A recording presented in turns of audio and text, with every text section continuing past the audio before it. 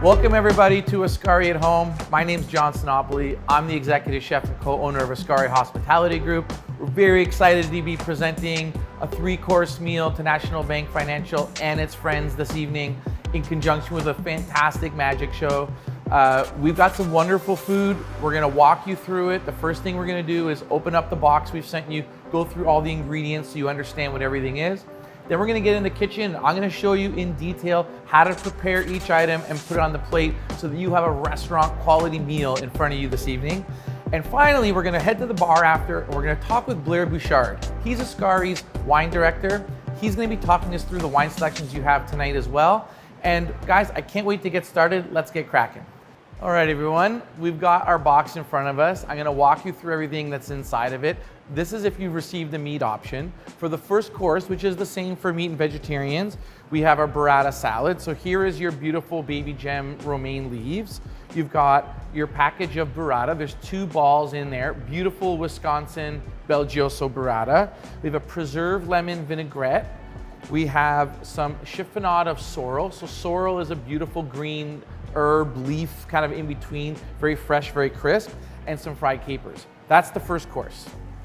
Okay, and then for our main course, you have your 2 portions of braised short rib. We have our roasted heirloom carrots.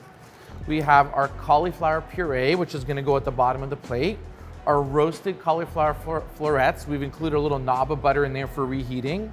And then for garnish, we have a pan grattato, which is a fancy Italian way of saying a breadcrumb, but this is seasoned with herbs and fried in a little bit of olive oil, and a little chiffonade of parsley.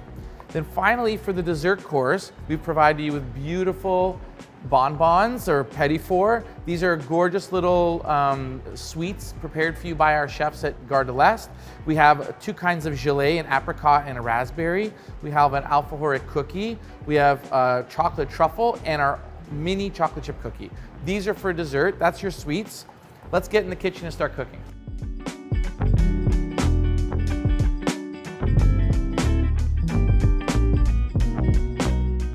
Welcome to the kitchen here at Ascari on King Street. We're gonna walk you through now the first course of your meal. It's the burrata salad with the preserved lemon vinaigrette. So before we get started, just make sure that for your main course, you have your oven set to 400 degrees Fahrenheit because you'll need that to cook your mushroom Wellington if you had the vegetarian option, okay? And then you should have a pot of simmering water on the stove to heat things up in your pouches afterwards as well. Also, before we started, the cheese you're gonna be using, this beautiful burrata cheese, should be at room temperature. So what I normally do is before we get started, I trim the plastic top open, I drain the liquid, and I let it sit up on my kitchen counter for 15 to 20 minutes to come to room temperature, because the middle is so luxurious and so velvety, it's really only gonna taste perfect at room temperature. So there you go. We have our baby gem leaves in a bowl. We have our crispy shallots, our chiffonade of sorrel, and our preserved lemon vinaigrette. So I'm gonna put these 2 pieces of cheese in a bowl, and I'm going to spoon about 50% of the vinaigrette onto the lettuce leaves, and about 20-30% of it onto the burrata. We also gave you some Maldon salt in that box, so you'll be using the Maldon salt to garnish this here, okay? So I'm just gonna now mix this up. You can use your hands. I like to use 2 spoons. Just dress the baby leaves. Don't, like I said, put 50%. Don't put too much, because if you want to add more, everyone's different with the dressing. Some people like it lighter. I personally like a little heavier. I don't mind if my salad's a touch wilted as long as it's well seasoned. Some people want that perfect crunch in every lettuce leaf. It's all up to you. This is a pretty robust green. It's not going to wilt too much. Just make sure you get a good amount of dressing on all parts of it here. And then we're also going to dress our burrata. So that gets dressed with the same seasonings. Okay, and the same thing, you're just going to gently move these around so they get coated with the dressing, and make sure you don't bust them up, because once they're warm, they're actually pretty delicate, okay? Okay, great. So to plate this dish, we're going to very carefully, you can use a pair of tongs or you can use your hands. I'll just use a pair of tongs. Oh, My tongs are gone. I'll use my hands since I don't have my tongs with me. And you're just gonna arrange the lettuce leaves as if they are a nest around the edge of the plate, okay? Perfect. See a beautiful nest, leaving a nice open space in the middle for your burrata cheese to rest.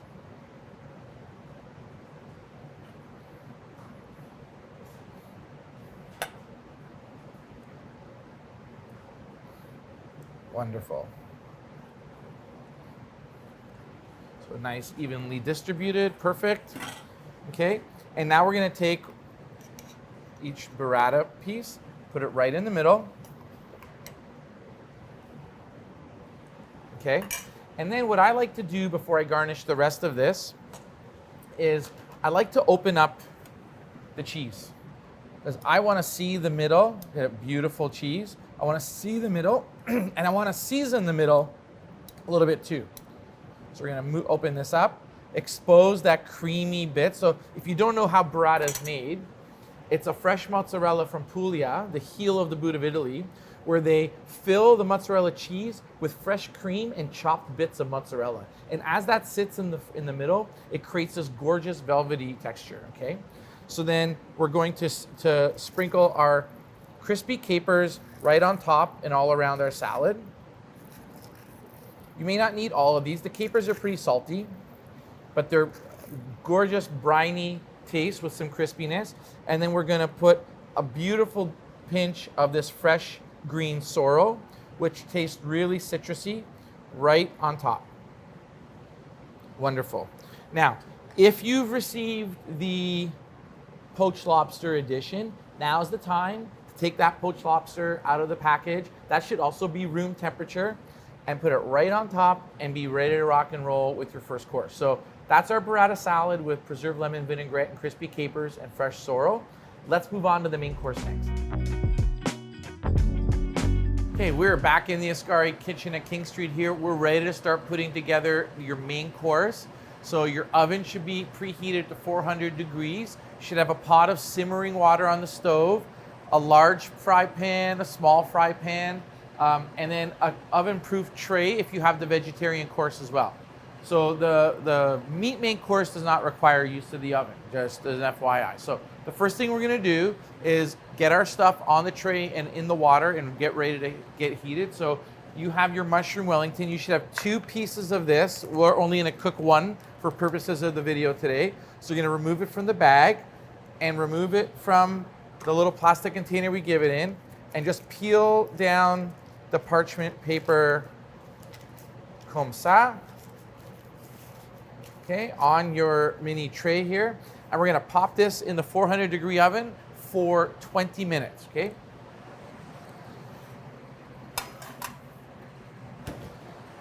Okay, now that that's in the oven, we're gonna bring everything else to the stove. So we have our beef short rib for the meat main course option. We're gonna drop that in our simmering water. We have our cauliflower florets with our knob of butter in there. We're gonna also drop that in the simmering water. And these will take about 10 minutes or so to heat up in there, maybe a little bit less. And then we're gonna transfer them to the pans. The cauliflower will be in one pan, and we'll add the roasted carrots to that. And the beef short rib will be in the other pan, and we'll be glazing it up. Okay, so our short ribs and our cauliflower florets have been in our simmering water for about 8 or 9 minutes now. I'm gonna pull them out, cut them open into the pan, and add my carrots in. So of course, if you have the vegetarian option here, you're just worrying about your cauliflower at the moment, right? So we're gonna pull this out. It's a little bit warm. It's actually not that hot once you pick it up. And I'm gonna cut it open and pour it into my small to medium sized fry pan. See how the butter is nicely melted. It's gonna cook up nicely. And then I'm gonna do the same with my short rib. So I'm gonna pull this, let the water drip off. I'm gonna snip off the top. And I'm gonna very carefully put it into the pan. Now you'll see the liquid's pretty thin. The liquid's pretty thin on the short rib. But what we're gonna do is we're gonna glaze this now. So it's hot through the middle, should be pretty soft to the touch. We're gonna turn the heat up on this. We're gonna turn the heat up on the cauliflower to about medium. We're gonna add in our roasted heirloom carrots so we get that hot through the middle. And we're gonna take our cauliflower puree, now that those are out, and we're gonna drop our cauliflower puree now into our simmering water to get hot. You don't wanna do this too early because it doesn't actually need that much time, okay? So, this is getting a little roasty. We're gonna get some heat into our carrots and our cauliflower florets. Great. And what I want you to do is to grab a spoon. A larger spoon works, the smaller spoon works is just fine. And I want you to pour what we call baste the short rib with the jus. It's gonna keep basting and basting and basting. This jus has got a lot of gelatin in it because of the braise that we cooked it in. So it's gonna get nice and tacky and glazy. That's what we're trying to do. We're trying to glaze this rib, make it look really beautiful. And I can hear my cauliflower sizzling a little bit. That's great. Okay. At the same time, you're keeping an eye on the clock because if you're doing the vegetarian course, you've got your mushroom Wellington in the oven, almost ready to go. All right. Just gonna continue to glaze up our short rib. Okay. I'm gonna turn my heat down just a little bit now that it's simmering. And really, this is a classic technique we use for braising, where we cook the meat in a liquid with lots of vegetables and lots of aromatics, and then we strain all that out and we pour the liquid back on top of the braised meat, and we glaze like this in a pan. And it's a little bit tedious, but the end result is really, really beautiful and really, really velvety, and you get a really silky sauce. Okay, so I think that our vegetables are just about done here. What I'm gonna do is take some of that Maldon salt we had. I'm gonna sprinkle some of this Maldon salt over the vegetables. And I'm gonna bring my hot vegetables to another container to get ready to plate. Perfect. Okay, and I'm gonna do some more basting here. And I can see that my cauliflower puree is hot in the bag because it's simmering right beside me. So I'm going to remove this from the hot water, turn that heat off. I'm gonna set this beside my plating area. And we're gonna continue to glaze. You can see that you've got a little less liquid in the pan now. It's evaporating. The water moisture from the sauce is evaporating and just leaving this beautiful, glazy, rich, umami flavored liquid here that's really gonna tie the whole dish together. So we're ready to plate this. I'm pretty sure my mushroom Wellington in the oven's ready. So we're gonna get everything over to our plating area and we're gonna get ready to put everything in the plate and finish it up. Okay, we now have everything hot and cooked, ready to bring to the plate. So our beef short rib is hot and glazy. Our mushroom Wellington is golden brown and beautiful. So the first thing we're gonna do is we're going to put the cauliflower puree on the plate. So I'm gonna snip this open and I'm gonna pour it into a little bowl or a sauce container, just because it's gonna be a lot easier to spoon onto the plate that way. Beautiful, silky, rich. I love, love, love cauliflower puree. So each plate is gonna get a generous few spoonfuls into the middle. And you don't really need to spread it out because when you put your other vegetables and our main things on there, it will spread out on its own, okay? Next, we're gonna take a few of these heirloom carrots and we're going to put one of each color on each plate. Wonderful. And we're gonna spread the cauliflower around the puree.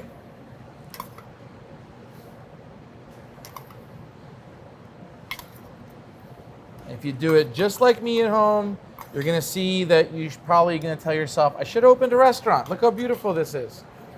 Okay, so the beef, I'm just gonna give it one more base to put that glaze on top. You can see how beautifully our sauce has reduced down. And I'm gonna put this right in the center. Fantastic, look at that, nice and hot. And I'm gonna pour the glaze right on top and let it mingle with that cauliflower puree. That's beautiful. Then our Wellington, I'm gonna take a spatula, pull it off the plate, and I'm gonna cut this in half before I put it on the plate. I wanna see how this turned out inside. Oh, cool, beautiful, look at that.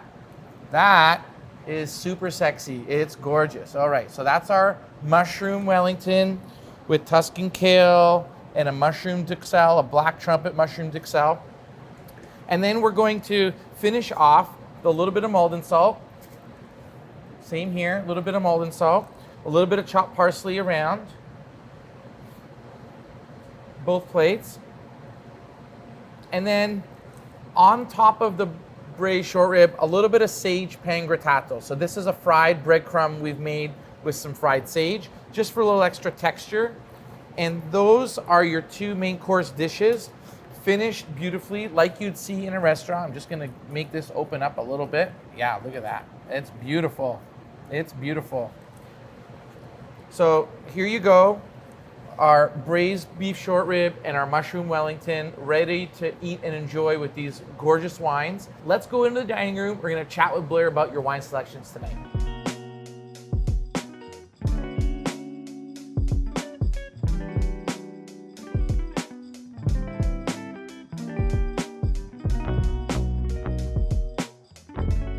All right, so we finally made it to the dining room. Luckily, Blair here has poured some fantastic wines in front of us. I hope to get through it all. I'm gonna do my best. We've got the dinner we prepared in front of us, and Blair's gonna talk to us about the wines he chose to pair with these dishes and why.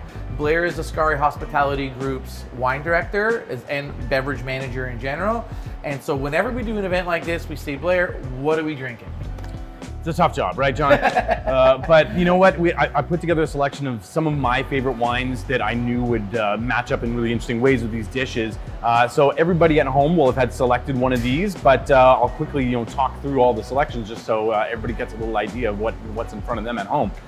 So starting with this beautiful white here. It's so white it almost is like water in the glass, but this is one of my most favorite wines because it's so interestingly made, 100% of red grapes. So this is effectively what's called like a Blanc de Noir in the Champagne region. This is an Italian expression of Pinot Noir, if you can imagine. It is like crystal clear white in the glass. Maybe just the tiniest little glint of yellow or pinkish kind of coloration to it. But it's so expressive and so bright, so refreshing that my brain was thinking, how do this goes in with all the components of the burrata dish, that lemon preserved lemon vinaigrette, those fried capers, that sorrel. It just makes all those brighter components kind of elevated. And then if this is in front of you with some of these other dishes, it's such a good contrast pairing. It just freshens your palate, makes you ready for the next bite. Yeah, absolutely gorgeous. In fact, the wine kind of mimics the dish because it starts really rich on the front end of the palate and finishes like sharp, lemon, fresh, clean on the back. So I think it's awesome pairing. I love the idea of this with that rich burrata cheese. Totally. Yeah, that creaminess in the cheese just gets cut right through with that acidity in the wine.